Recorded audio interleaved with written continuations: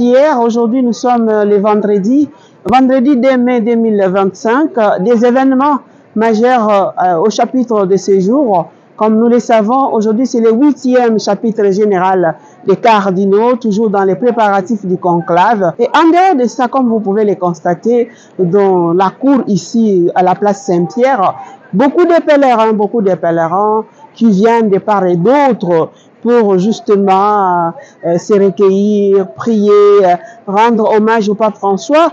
Mais une chose aussi qu'il faut dire, que depuis hier, aujourd'hui, demain et dimanche, 4 jours, c'est le jubilé des travailleurs, puisque nous avons fêté déjà le lundi la fête de Saint-Joseph les travailleurs.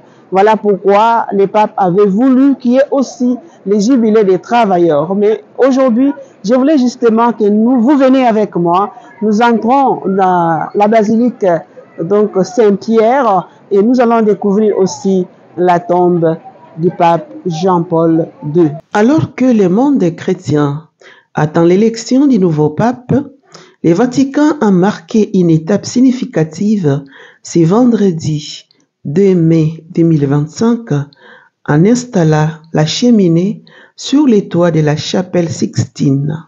Ce dispositif, destiné à gérer la fumée blanche tant attendue, annoncera au monde entier l'élection du successeur de Saint-Père.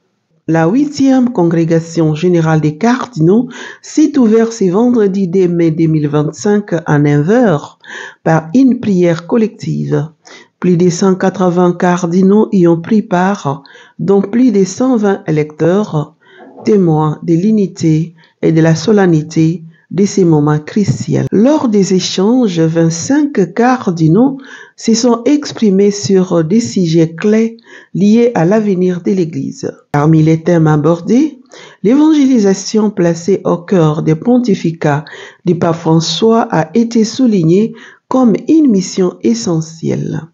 Les cardinaux ont insisté sur l'urgence de transmettre l'Évangile avec force et clarté, tout en tenant compte des défis modernes et des contre-témoignages qui fragilisent la foi. La liturgie, les droits canoniques et la synodalité ont également été abordés, mettant en lumière les rôles fondamentaux dans la mission de l'Église, la collégialité et la lutte contre la sécularisation. La continuité du pontificat de Saint Jean-Paul II, Benoît XVI et François a été analysée notamment sous l'angle du rôle central de l'Eucharistie dans l'élan évangélisateur de l'Église.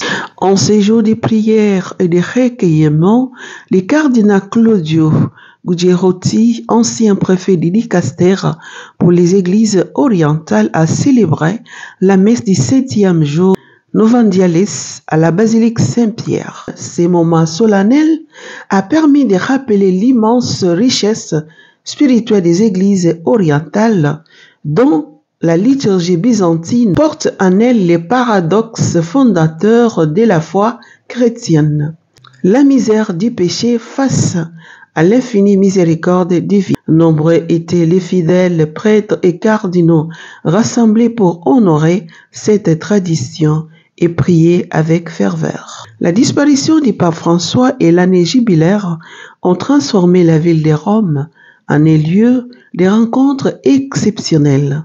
Fidèles et pèlerins venus du monde entier convergent vers la basilique Saint-Pierre pour exprimer leur foi et rendre hommage au Saint-Père. Chaque matin et chaque soir, les portes de la basilique s'ouvrent à ceux qui cherchent le recueillement, la prière et la communion spirituelle. Dans cet instant de transition ecclésiale, chaque chrétien est invité à unir sa prière à celle de l'Église pour les conclaves.